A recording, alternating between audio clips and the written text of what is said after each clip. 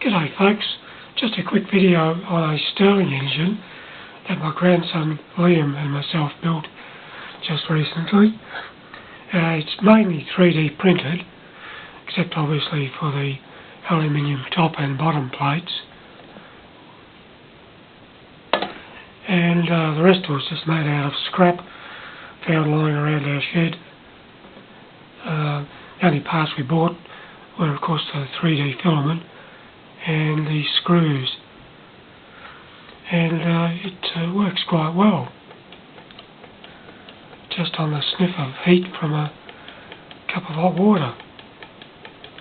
It took us a little while to get the design right, but in the end it works quite well.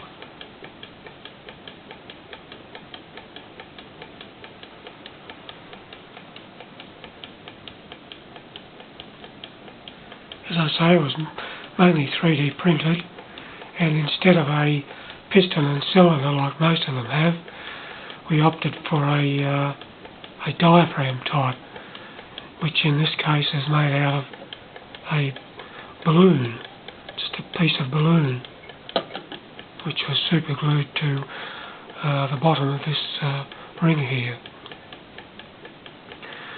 The displacer, which you can just see going up and down inside the chamber, is a piece of polystyrene foam cut with an improvised hot wire cutter.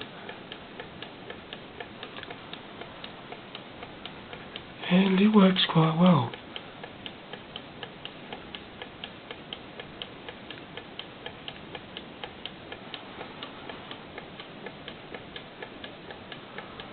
Well, I hope you enjoyed that, folks, and thanks for watching.